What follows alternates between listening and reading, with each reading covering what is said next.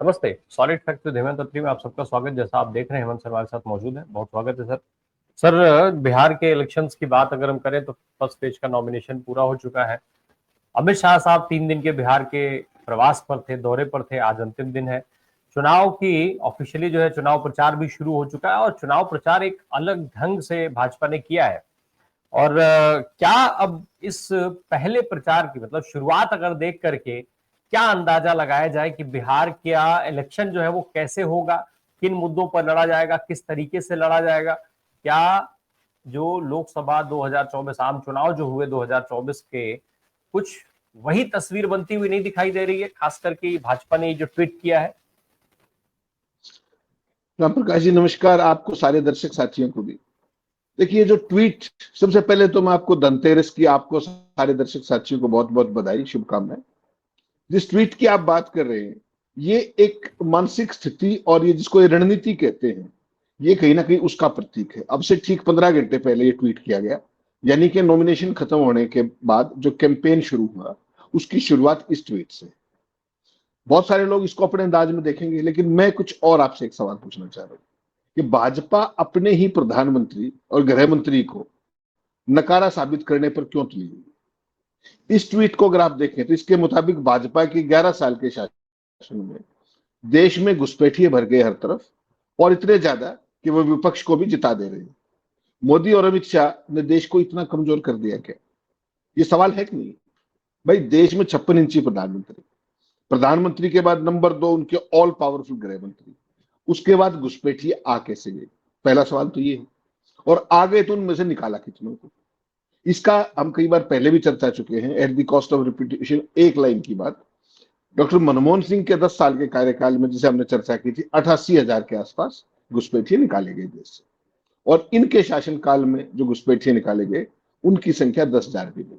ये official figure है, जो 10,000 से नीचे है, और जो पार्लियामेंट की बात है, ये मैं और आप नहीं कर रहे। एक बात।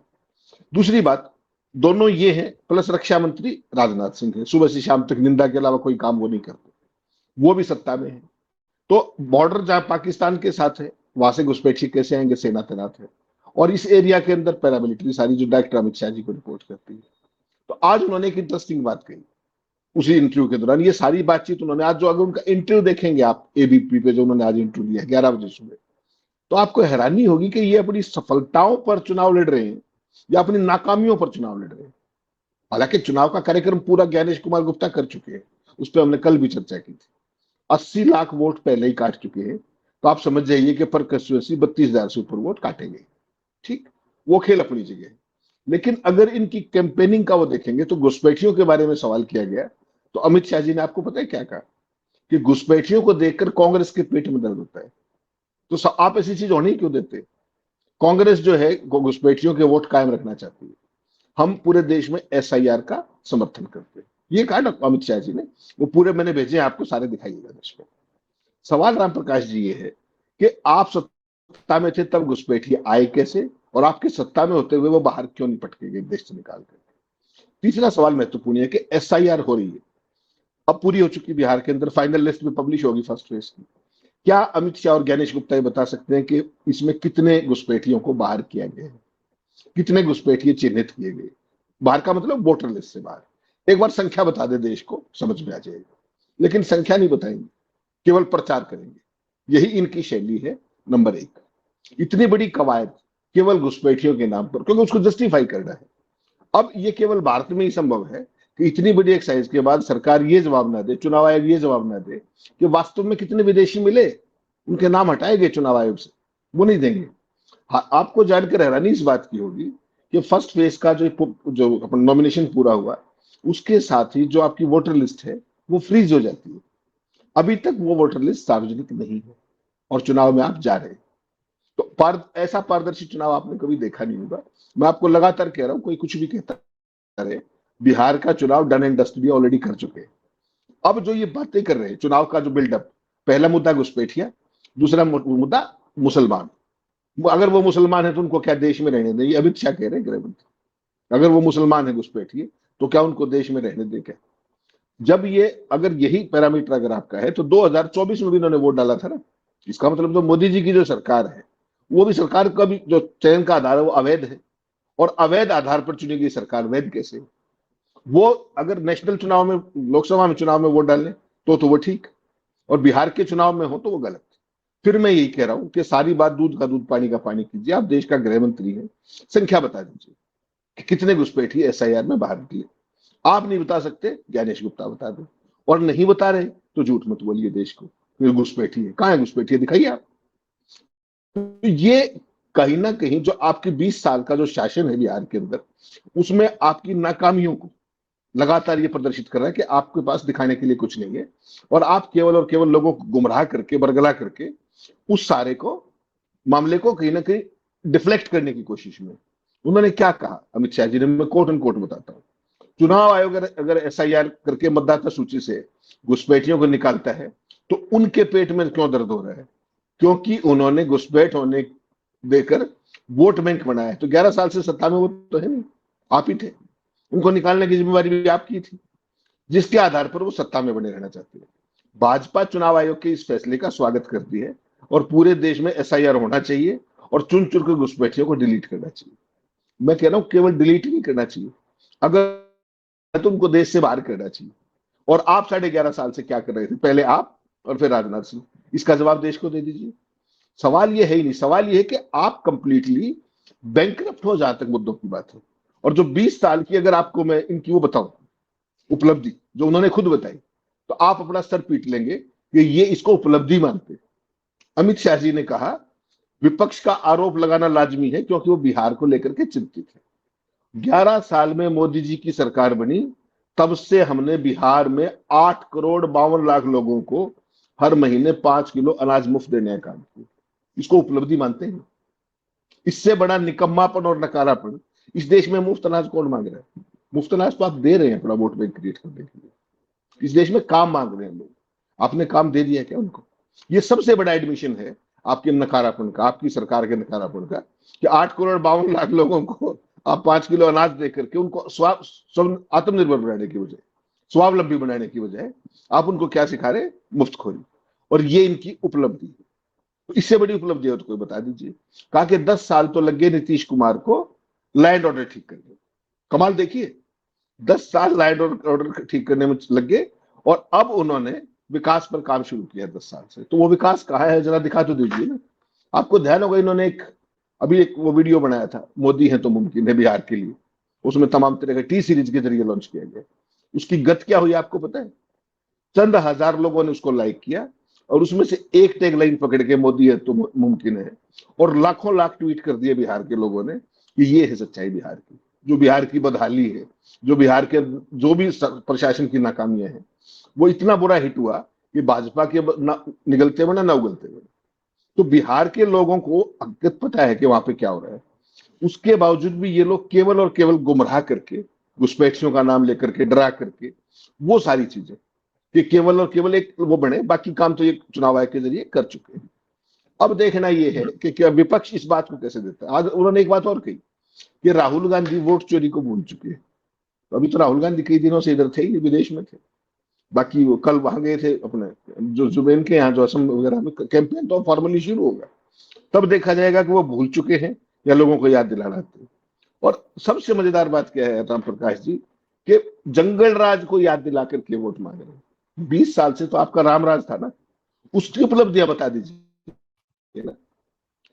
20 साल पहले लालू यादव का परिवार 20 साल से सत्ता में नहीं, 20 साल का उस सारे पुराने का उसको याद दिला करके वोट मांगना, घुसपैठियों के नाम पर वोट मांगना, इसका मतलब क्या है कि आपका जो कैंपेन स्ट्रेटेजी है वो पॉइंट ब्लैंक पे जीरो है, कहीं कुछ नहीं है।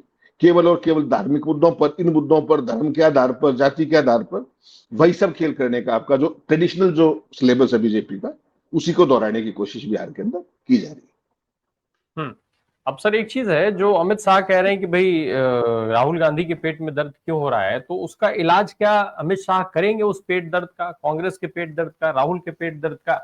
क्योंकि भाई जो सबसे पहले जो बात आपने कही कि भाई आंकड़ा क्यों नहीं बता देते, ज्ञानेश गुप्ता से बार बार पूछा गया और वो हर बार मुंह चुराते घूमते रहे, हर बार मुंह चुराते घूमते रहे। वही काम अमित शाह कर रहे हैं। घुसपैठिया घुसपैठिया तो चिल्लाते हैं, लेकिन ये नहीं बताते हैं कि कितने घुसपैठिए किस राज्य में है, कब है।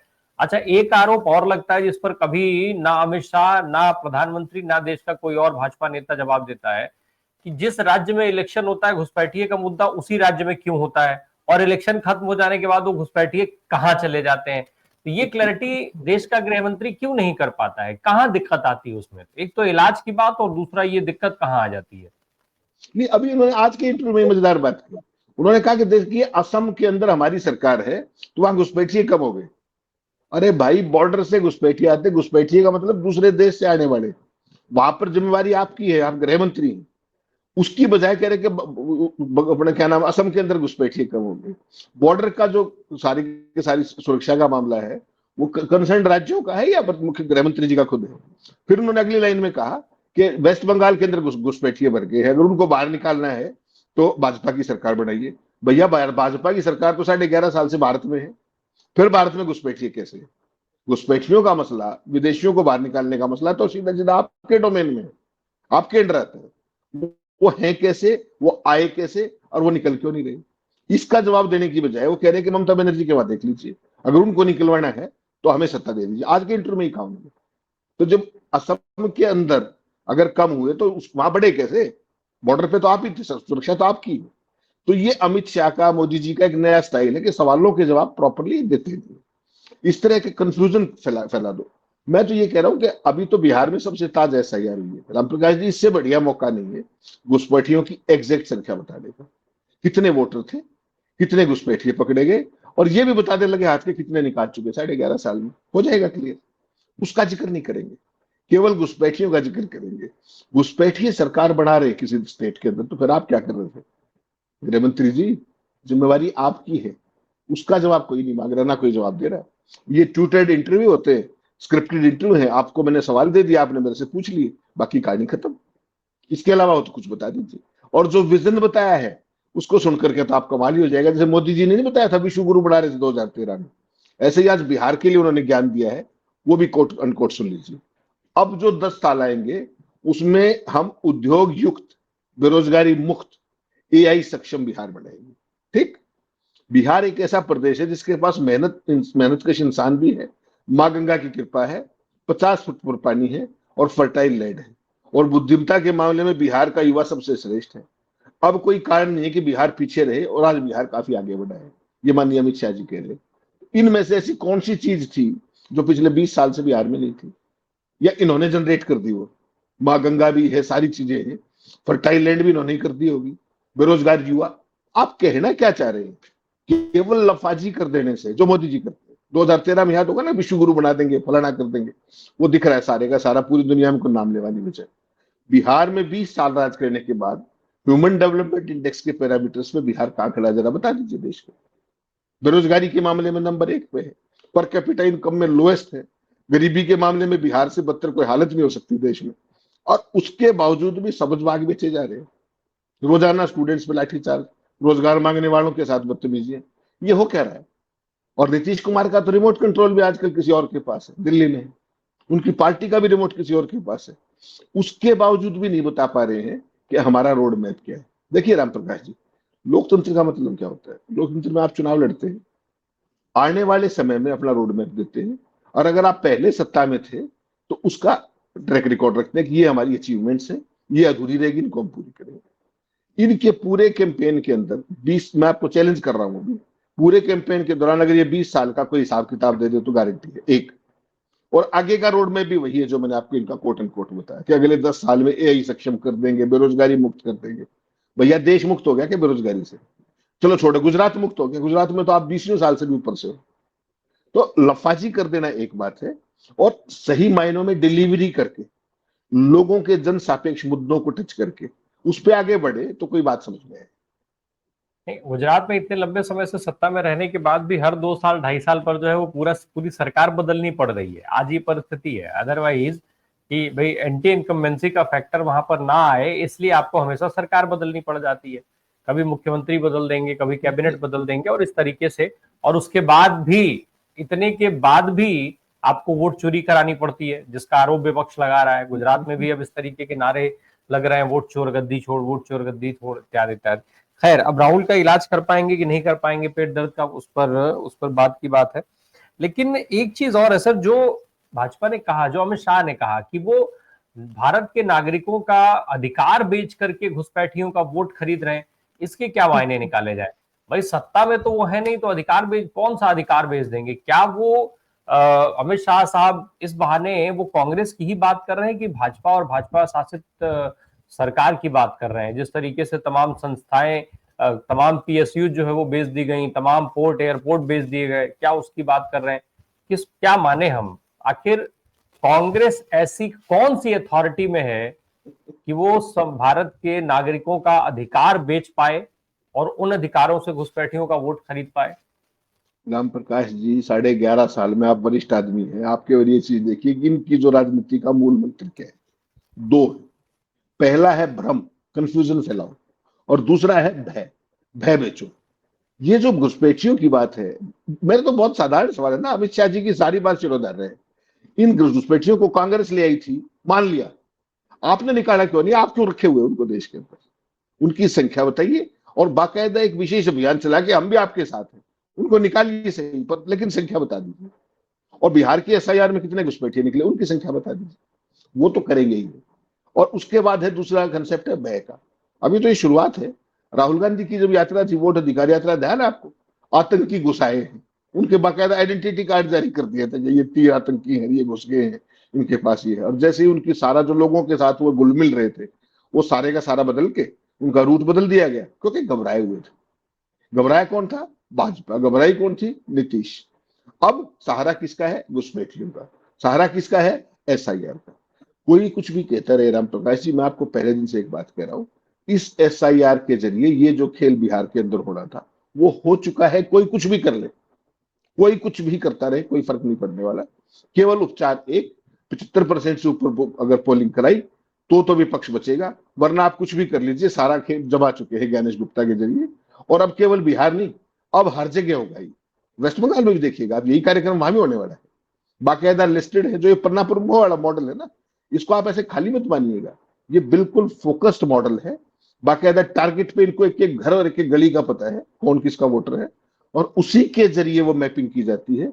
डेटा के जरिए ये पता करवाते हैं कि कौन से एरिया में कितना डेटा मैनिपुलेशन है, तो काम बन जाएगा, और उसी हिसाब से वोटर लिस्ट मैनिपुलेट होती है।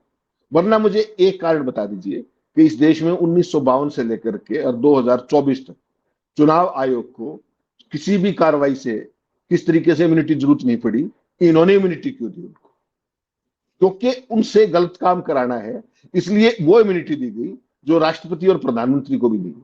यानी कि, और केवल ये राजीव कुमार का नहीं, ये केवल गणेश गुप्ता का नहीं, उस ऑर्डर के अंदर ये लिखा गया है, जो कानून बनाया है, कि जो भी चुनाव आयुक्त रहे हैं उनके लिए अपने कार्यालय के फैसले के दौरान किसी भी चीज पर कोई कानूनी कार्रवाई नहीं की जा सकती। ये अगर इतनी जरूरी चीज होती तो हमारे संविधान निर्माता करते थे। 2024 में मोदी और शाह को क्यों करना पड़ा? उसके पीछे का मतलब समझ लीजिए। आपने महाराष्ट्र में एक मॉडल देखा जहां पर 40 लाख से ऊपर वोट जोड़ दिए गए रातों रात, 5 महीने के अंदर। 5 साल में कितने जुड़े, और कुल 6 महीने में कितने जुड़े? 6 महीने से भी कम टाइम था, 4-5 महीने का टाइम था। बिहार में इतने बड़े पैमाने पे वोट काट दिए गए, कोई जवाब है? कोई ट्रांसपेरेंसी है? लोगों ने आरटीआई में पूछा कि साहब एसआईआर का जो ऑर्डर आपने किया उसकी फाइल की कॉपी दे दीजिए। कहते ऐसा कोई कागज ही नहीं है। इसका मतलब क्या समझे? कि इलेक्शन कमीशन ने वर्बली ऑर्डर एसआईआर करा दिया। सरकार ऐसे चलती है क्या? लेकिन चल रहे, चुनाव आयोग ऐसे ही चल रहा है। आपके पास रिकॉर्ड होने का मतलब क्या? फाइल नहीं चली। तो ये तो वही हो गया ना गुजरात मॉडल, कि जो वो दोनों कह दे उसी के हिसाब से सरकार चलेगी। तो ये जो बिहार के अंदर जो कुछ भी आप देख रहे हैं ना, मैं आप पहले दिन से कन्विंस्ड हूं कि ये आईवाश है।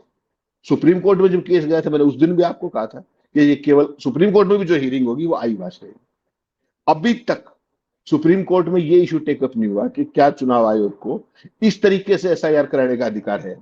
और जो परसों हियरिंग हुई उसके अंदर भी साफ कहा गोपाल सुब्रमण्यम ने कि साहब आप हमें ये बताइए कि अधिकार वाले मसले पर कब बहस करेंगे, कि अधिकार है नहीं। उसमें सुप्रीम कोर्ट ने क्या कहा कि आप हमें एक नोट दे दीजिए। किसको? Election commission. बिहार का चुनाव हो जाएगा, उसके बाद वैलिडिटी पे आएगा, अधिकार पे आएगा कि एसआईआर का अधिकार था भी या नहीं। ये देश का चुनाव है, ये देश का लोकतंत्र है, ये देश का चुनाव आयोग और ये देश का सुप्रीम कोर्ट है। उसके बाद किसी को गलतफहमी हो तो उसकी परेशानी है, मैं और आप तो बता ही सकते हैं, वो हम लगातार बता रहे। हमारा काम इतना ही है। एक एक और जरा इंपॉर्टेंट चीज बताया सर, एक आंकड़े का आपने जिक्र किया जिसमें 8 करोड़ 52 लाख का जिक्र हुआ कि 5 किलो राशन पे बिहार की 8 करोड़ 52 लाख जनता को 5 किलो राशन नरेंद्र मोदी की सरकार दे रही है। बहुत अच्छी बात है, दे रही है, ठीक कर रही है। सर 20 साल जहां पे सत्ता में है, अगर 5 किलो राशन दे रहे हैं, फिर केंद्र की सत्ता में 11 साल से है, 5 किलो राशन अगर उनको मिल रहा है, क्या ये कितनी बड़ी उपलब्धि मानी जाए? खास करके इसका इम्पैक्ट बिहार की जनता के बारे में जो कहा जाता है कि राजनीतिक रूप से बड़ी जागरूक जनता है वहां, क्या इसके बारे में वो विचार कर पाएगी? वो कुछ इम्पैक्ट होगा इसका? और वो भी तब, अब तो अमित शाह ने ये आंकड़ा दे दिया है, तो अब इससे इनकार तो नहीं किया जा सकता है। अगर अगर इतने लोग 5 किलो राशन पर हैं बिहार में, तो फिर उनकी चेतना की प्रशंसा क्या करनी चाहिए देश को? हम एसआईआर के मामले में बिहार पर काफी कुछ आश्रित थे, निर्भर थे कि बिहार वहां से एक नया ट्रेन खींच सकता है, एक नई लाइन खींच सकता है एसआईआर को सीधे से खारिज करवा के। क्या वास्तव में बिहार के लोग इतना सक्षम हैं?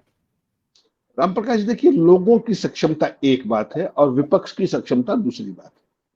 जो राहुल गांधी ने यात्रा निकाली, जो तेजस्वी उनके साथ रहे, जो उनको रिस्पॉन्स मिला, वो अपने आप में आपने देखा किस जबरदस्त तरीके का था। अब सारे के सारे गठबंधन की टेक्निकलिटीज में उलझे हुए, सीटों को लेकर के उलझे हुए, फ्रेंडली फाइट में उलझे हुए, ये सारी चीजें भारतीय जनता पार्टी को बहाने देती हैं फर्दर वोट मैनिपुलेशन कर करके चुनाव को हथियाने का। कि देखिए, वो तो आपस में ही लड़ रहे थे, जो ग्राउंड नहीं होता उस तरह का ग्राउंड होना ये चाहिए था। जैसे उस दिन भी जब हम बात कर रहे थे वोट अधिकार यात्रा की, तो उसका एक सिंपल तरीका होता है कि जो आपका मोमेंटम बना है, आपके लिए सबसे बड़ी चुनौती है उस मोमेंटम को कायम रखो। तो क्या वो मोमेंटम कायम रह पाया? क्या जो वोट चोरी के लिए चीजें बनी थी, जो माहौल बना था, क्या उसको आप कायम रख पाए? जवाब है आज की तारीख में अगर आप देखेंगे तो ना। और जब अब चूंकि आज से फॉर्मली कैंपेन शुरू हुआ है फर्स्ट फेज का, तो नॉमिनेशन कल खत्म हुए हैं, इसमें अब पता लगेगा कि कैंपेन की दिशा क्या जा रही है, लोगों का मोबिलाइजेशन कितना है, उनका मूड किस तरीके का है, और क्या जो मैं कह रहा हूं आपको कि वोटिंग परसेंटेज विपक्ष बढ़ा पाएगा या नहीं। भारतीय जनता पार्टी की कोशिश ये रहेगी कि मिनिमम से मिनिमम हो, उसके लिए उसको जो भी करना पड़े, क्योंकि उनका तो डेटा मैनिपुलेशन का खेल फिक्स है कि 2% में इतना, 3% में इतना, 4% में इतना। वो पूरे बिहार की मैपिंग करा के पूरे देश की मैपिंग उन्होंने करा रखी है ऑलरेडी, और हर जगह वही मॉडल चलते हैं, कहीं 19, कहीं 21, कहीं 23, कहीं 25, इसके अलावा कुछ नहीं। तो इनके लिए चुनौती अब क्या है बिहार के अंदर जो विपक्ष है, कि वो कितना इफेक्टिवली जो वोट चोरी से लेकर के और बदहाली, जिस चीज को वो अपने क्या नाम अमित शाह जी मुफ्त अनाज को उपलब्धि बता रहे हैं, अगर सही मायनों में कोई प्रोग्रेसिव देश है तो उससे बड़ी नकारा सरकारें जो ये काम कर रही है प्रदेश और देश में हो नहीं सकती। जो ये इस तरह की सब्सिडी, कांग्रेस पार्टी ने क्या किया था, कांग्रेस की नीतियों का मैं बहुत ज्यादा समर्थक उस तरीके से नहीं हूं, उन्होंने फिर भी मनरेगा शुरू की थी। मनरेगा का मतलब डॉक्टर मनमोहन सिंह एक दूरदर्शी प्रधानमंत्री, मुफ्तखोरी वो भी करा सकते थे, उन्होंने नहीं कराई। उन्होंने कहा कि प्रोडक्टिविटी बढ़ाइए, देश का जो वो है उसके योगदान, उसमें निर्माण में योगदान कीजिए, राष्ट्र निर्माण में, और उसके लिए मनरेगा बढ़ाई, उस 100 डेज की रोजगार की गारंटी दी। इन भाइयों ने आते ही क्या कहा माननीय मोदी जी ने, कि जो अपने क्या नाम है मनरेगा है, वो इस देश में विफलताओं का स्मारक है। वो तो स्मारक है जहां पे राष्ट्र निर्माण हो रहा है, और जो आप मुफ्तखोरी करा रहे हैं वो राष्ट्र निर्माण होगा। शायद मेरे ख्याल में तो यही विजन इनका हो सकता है, और ऐसे कुतर्क करने में ये सक्षम है, क्योंकि जिस एनजीओ से ये आते हैं वो पिछले 100 साल से ये सिखाती है, ना तो सवाल का जवाब देना बताती है, ना जवाबदेही बताती है, ना उसका कोई विजन है। हाँ, उसका एक विजन जरूर है, vertically division of the society, उस काम में सारे पारंगत है। तो उसने दो ही काम सिखाए, भ्रम फैलाओ, भय फैलाओ, चुनाव जीत जाओ। उस काम में संसाधन इनके पास है, सारा का सारा इंस्टीट्यूशन इनके पास है, मैकेनिज्म इनके पास है, पुलिस फोर्स इनके पास है, एडमिनिस्ट्रेशन इनके पास है। ना लेवल प्लेइंग फील्ड बचा, ना कोई ट्रांसपेरेंसी बची। उसके बाद आप इसको चुनाव कहते हैं, मैं इसको कहता हूं इलेक्टेड ऑटोक्रेसी। इसको इलेक्टेड डेमोक्रेसी नहीं कह सकते आप, इलेक्टोरल डेमोक्रेसी नहीं आज। This is electoral autocracy that you are heading for. ये जो आपस की खींचतान है सर जिसका आपने जिक्र किया, क्या इससे ज्ञानेश कुमार गुप्ता का काम और आसान नहीं हो जाएगा? यही मैं वही तो आपको कह रहा हूं। अरे भाई, आपको 4 सीट मिली, 2 मिली, ये इतनी छोटी चीजों को लेकर के आप जो बड़ी लड़ाई है उसको हार जाओगे क्या? ये सारी चीजें ऐसा नहीं है कि महागठबंधन नहीं, ये वहां भी नहीं होंगी, लेकिन वहां अमित शाह बैठे हैं, एक बार आंख निकालते 3 दिन तक उनका सांस प्रॉपर नहीं आता सामने वाले को। यहाँ पर एक तो वो माहौल नहीं, फिर सारे के सारे अपने आप में वो हैं जो जिसको कहते हैं आत्मनिर्भर, जिसको जो करना है करें। और दोनों ही पार्टियों के अंदर एक खास तरह का एलिमेंट ऐसा है जिसको कहा जाता है कि वो बीजेपी के पेरोल पे भी, बीजेपी के इशारों पे काम करते हैं। तो उन सारी चीजों, आप ये देखिए ना कि राहुल गांधी और तेजस्वी के लिए आज बिहार जीतना जरूरी है या चंद सीटें प्लस माइनस, लेकिन आकर के बात वही फंस के खड़ी होगी। अब बीजेपी को जो करना है वो उसको और ज्यादा शर्मनिरपेक्षता से करेगी, और उसका लॉजिक क्या होगा कि तो आपस में लड़ रहे थे। तो क्या उन दोनों को इतने साल, अब मुझे एक बात बताइए, आप 20 साल से तेजस्वी विपक्ष में है, कुछ दिन के लिए डिप्टी सीएम बने थे नीतीश के साथ, अगर वो ये चुनाव हारते तो क्या आपको लगता है लालू परिवार की राजनीति अगले 5 साल चल पाएगी? मुझे तो गंभीर चिंता है, क्योंकि इनका पर्पज केवल एक है कि रीजनल पार्टियों को खत्म करना है, कांग्रेस को बाद में देख लेंगे। तो क्या वो उसी ट्रैप के अंदर नहीं चल के जा रही है, चाहे वो कांग्रेस हो चाहे वो? क्या इस मामले में हाईएस्ट लेवल पे वो नहीं होना चाहिए था? जो गठबंधन की बातचीत है, जो सीटों के बंटवारे की बात है, जब इतनी बढ़िया बॉन्डिंग है राहुल की लालू के साथ, राहुल की तेजस्वी के साथ, फिर चंद सीटों पर पार्टी लड़ रही है, तो आप इसको सामान्य मान रहे हैं क्या? ये उन स्लीपर सेल्स का काम है जो कांग्रेस पार्टी में और उसमें लालू की पार्टी में खास तौर पर बैठे हैं, जो बैठे यहाँ हैं, काम उनका कर रहे हैं। इस बात को हमेशा ध्यान रखिएगा। और ये बीजेपी को सूट करता है, स्टेट लेवल पे भी है और नेशनल लेवल पे भी है। कर लीजिए, आप क्या करेंगे? अब भाजपा के हथकंडों से पार पाना, कांग्रेस और इनके जो भी नीतियां हो वो उस पर काम करें कि अगर बिहार का इलेक्शन हाथ से निकलता है तो बहुत सारी चीजें हैं जो दांव पर लगी हुई हैं, और फिर वो सारी चीजें भाजपा के लिए बहुत आसान हो जाएंगी, चुनाव आयोग के लिए आसान हो जाएगा।